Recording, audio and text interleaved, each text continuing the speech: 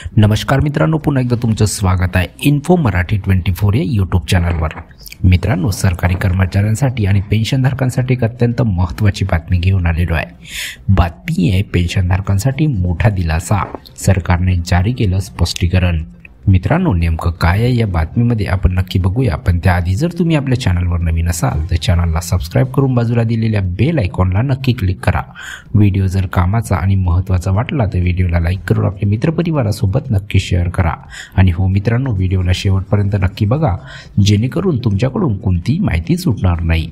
मित्रांनो, केंद्र सरकारने आपल्या कर्मचाऱ्यांसाठी आणि पेन्शनधारकांसाठी एक महत्त्वाचं स्पष्टीकरण जारी केलं आहे।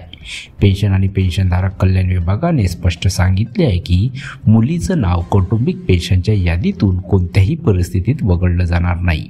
हे स्पष्टीकरण त्या पार्श्वभूमीवर देण्यात आलं आहे जेव्हा निवृत्तीनंतर अनेक कर्मचाऱ्यांच्या कुटुंब यादीतून मुलींची नावं काढली जात असल्याच्या तक्रारी विभागाकडे आल्या होत्या।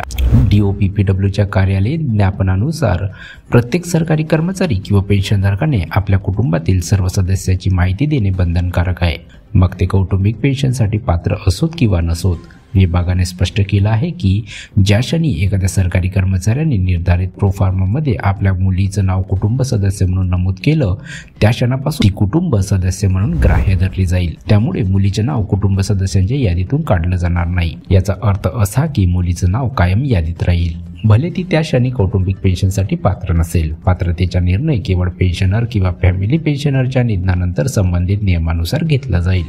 मित्रांनो, हा नियम कोणत्या तरतुदीखाली येतो याबद्दल आपण बघूया। मित्रांनो, हा नियम केंद्रीय नागरी सेवा पेन्शन नियम 2021 CCS पेन्शन रूल 2021 मधील नियम 5015 अंतर्गत येतो। या नियमानुसार सरकारी सेवेत दाखल होतात प्रत्येक कर्मचाऱ्याने आपल्या कुटुंबातील सर्व सदस्यांची माहिती देणे आवश्यक असते।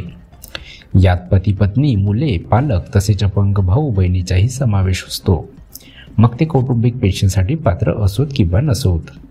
मित्रांनो, जर मृत सरकारी कर्मचाऱ्याच्या कुटुंबातील कोणत्याही सदस्याचे नाव फॉर्म 4 किंवा कार्यालयीन नोंदीत नसेल तर त्याचा पेन्शन दावा नाकारला जाणार नाही। मात्र संबंधित कार्यालयाने खात्री करावी की त्या सदस्याला नियमानुसार पात्रता आहे, म्हणजेच पात्र असल्यास नाव नसतानाही त्या सदस्याला पेन्शनचा लाभ मिळू शकतो। मित्रांनो, कोणत्या कर्मचाऱ्यांना हा नियम नाही लागू याबद्दल आपण बघूया। मित्रांनो, DOPPWने स्पष्ट केलं आहे की हा नियम अशा कर्मचाऱ्यावर लागू होत नाही जे याआधी नागरी किंवा लष्करी सेवेतून निवृत्त झाले आहेत आणि त्यांच्या नव्या नियुक्तीअंतर्गत कोणतीही नवीन पेन्शन किंवा ग्रॅज्युएटी देय नाही। मित्रांनो, या निर्णयामुळे अनेक सरकारी कर्मचाऱ्यांना आणि पेन्शनधारकांना मोठा दिलासा मिळणार आहे। मित्रांनो, या निर्णयामुळे अनेक सरकारी कर्मचाऱ्यांना आणि पेन्शनधारकांना मोठा दिलासा मिळणार आहे। मुलीचं नाव कुटुंब सदस्य यादीत कायम राहणार असल्याने भविष्यातील पेन्शन हक्क अबाधित राहील। DOPPWचा हा निर्णय महिला सदस्याच्या अधिकाराच्या संरक्षणाच्या दिशेने एक महत्त्वाचं पाऊल मानलं जात आहे। तर मित्रांनो, कशी वाटली कामाची आणि महत्त्वाची बातमी? जर बातमी कामाची आणि महत्त्वाची वाटली असेल तर व्हिडिओला लाईक करून आपल्या मित्रपरिवारासोबत नक्की शेअर करा। तसेच जर तुम्ही आपल्या चॅनलवर नवीन असाल तर चॅनलला सबस्क्राईब करून बाजूला दिलेल्या बेल आयकॉनला नक्की क्लिक करा। व्हिडिओ बघितल्याबद्दल खूप खूप धन्यवाद।